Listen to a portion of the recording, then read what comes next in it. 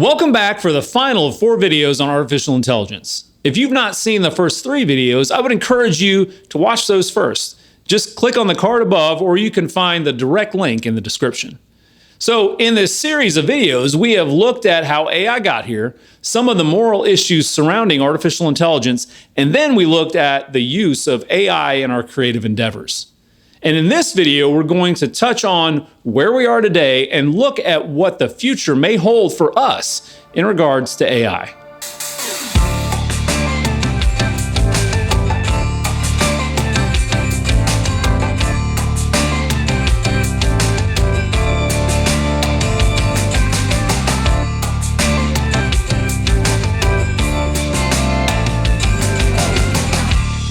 Sudden advancements in technology have always had an impact on humanity in visceral and often scary ways. People have always reacted dramatically to leaps in technological areas. For me, that's to be expected. Sometimes those advancements have looked like witchcraft or magic, only to eventually be seen for what they actually were, just a seismic change to some part of our society. And a lot of the time, despite the fear and confusion at the start, it was a good change at that. Now, as I am looking at this advancement in artificial intelligence, I'm not sure that I see it as ever eventually being a good thing for humanity as a whole. I think it has great potential in certain areas, but there are other areas that it probably has no place being in. So I don't have all of the answers, just some thoughts that come from wisdom and a bit of discernment. So here are a handful of questions that I think are important to answer and my thoughts on those questions. The first question is, generally, what should we be doing and not doing with AI? Well, my opinion is that we should use artificial intelligence in areas of science and healthcare where it can assist scientists and doctors with solving the great mysteries of humanity and the universe around us. Notice I said assist. AI has no place in being the final word, the subject matter expert on anything involving our health or the science that impacts our lives.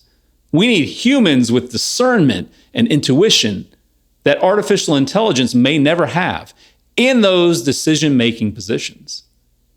AI could also be useful in handling routing of all kinds of things from transportation to packages. That is where artificial intelligence really excels. Algorithmic things, pattern discernment, and solutions. AI should not have any level of control over weapons of war, especially weapons of mass destruction. Call me a Matrix or Terminator conspiracy theorist if you want, but I do not think that decisions on the use of those kinds of weapons should ever be made without the discernment and wisdom of intelligent and trustworthy men and women. The next question is, when it comes to our daily lives, where should AI live? When I think of the ins and outs of daily life and the integration with AI, I often think about the old cartoon, The Jetsons. Both robots and what we would consider AI today were shown to be integrated in everything. And that didn't always work so well. This comic device that was used for the TV show is more real than we might believe. I think that it's an accurate representation of what our lives might look like. And that is a bit unnerving because of the potential loss of our ability to do simple life tasks. Our ability to cook, clean, manage our finances, and every other imaginable life task that has potential to become a long-lost ability. And that's the problem if artificial intelligence and smart robotics fail. The adoption of AI in our homes and even in our most intimate spaces creates opportunities for misuse by bad actors and by our governments. It is very much the precursor to the Orwellian world of 1984, where Big Brother is watching every move you make and every word you say. We are already there in some ways. Have you ever talked about a thing that you might buy around your smartphone or one of the many Alexa or Siri-enabled devices? The next time you're surfing the internet, you may well find a bunch of ads for those things you mentioned in a simple conversation. This is just the tip of the potential AI-influenced iceberg.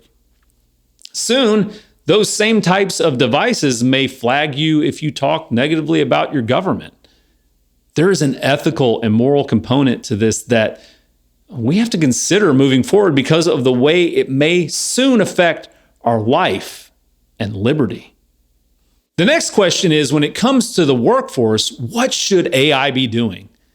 The use of artificial intelligence in our workforce is an inevitability. There are tasks that we will turn over to AI without hesitation because of money. If it costs 1% less per hour or unit or task to implement smart robotics and/or artificial intelligence to do a job, that implementation will happen. That is just a reality that we can't get around. But it's not what we should do with AI, though. Smart robotics and artificial intelligence have their place, without a doubt. Doing tasks that could be too dangerous for humans, maybe tasks that require speed and accuracy that is beyond human capacity. My point is that dollars should not be the primary deciding factor for the use of AI and smart robotics over humans.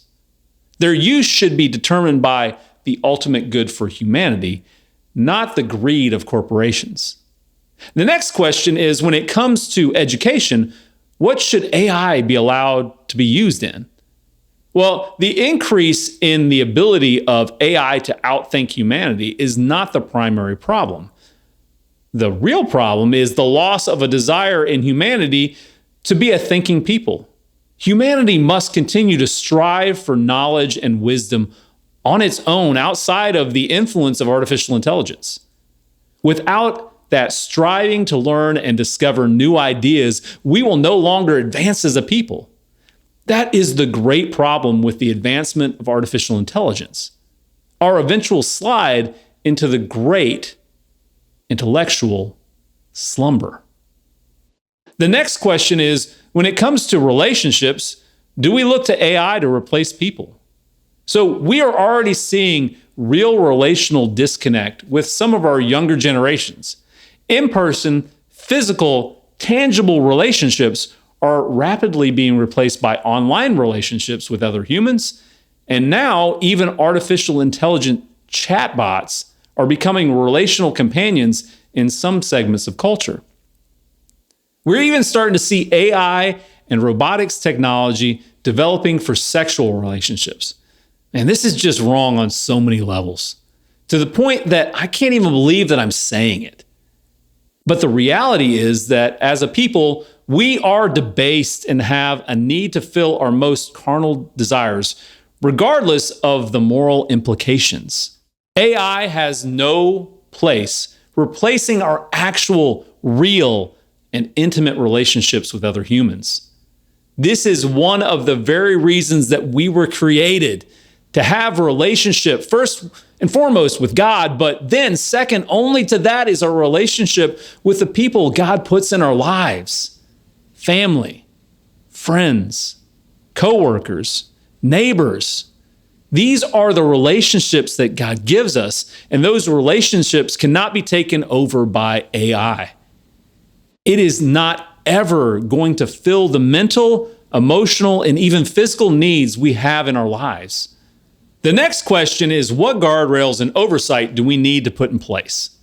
Plain and simple, I do believe that we need guardrails to prevent, well, let's face facts. We will not prevent artificial intelligence from growing faster than I personally am comfortable with. It is inevitable. We need guardrails to protect AI from growing too rapidly in certain areas of our lives, to slow the adoption of artificial intelligence in areas that are a concern. But who should provide those guardrails? It probably will not be the corporations developing artificial intelligence that put those in place. Their bottom line is directly associated with the widespread adoption of AI in all areas of society. So we need to have independent watchdog groups that regularly point out the ethical and moral issues that the rapid adoption of artificial intelligence will have in our society and in each of our lives. That being said, oversight is always a tricky thing because of the cultural differences in our world. Global oversight is not ever going to be a reality, but each country has a better opportunity to develop some level of oversight. But as we all know, government oversight is hardly ever reliable or without corporate influence. And the companies with the most money and influence over the government are the ones that are pushing the rapid development and adoption of AI in our society.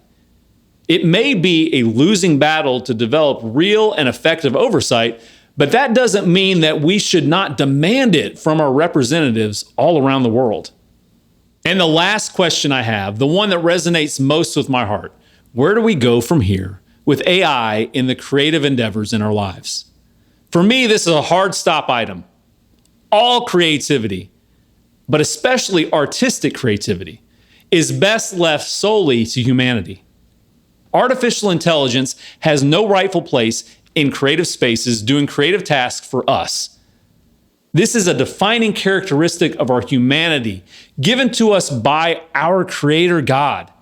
We are all creatives, every single one of us. So it should be a fight that all of us should be all in on. But the fight is not with each other. And it's not with the machine or the algorithm. Rather, the fight is against our own laziness and desire to cut corners. Simple fact, if we don't use AI for creative endeavors, there is no market for it. With no market for it, there is no point in developing it. This is all about the preservation of human creativity. Without that preservation, our world will change for the worse. We must be the driving force for making human creativity the primary focus for all of our creative endeavors. Now, for me, from today forward, all of my creative content that I release to the world will contain the following words: forged by humanity. This is nothing more than a proof statement that as the creator or one of the creators of the content, that it was created without the primary use of artificial intelligence. Maybe this simple statement will create a revolution against the use of AI in creative endeavors and in creative spaces, be it artistic or not. If you want to learn more about how you can join in this movement, there is a link in the description that will take you to a place with additional information.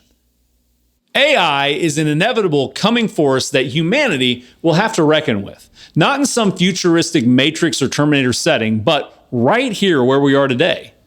We have a chance to get this right, but history shows us that we will always go the way of the bright and shiny new thing, even if that new thing will bite us back hard in the end.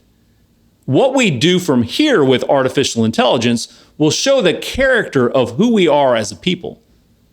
In the end, for me, I'm not worried about the capacity of artificial intelligence to be better than humanity.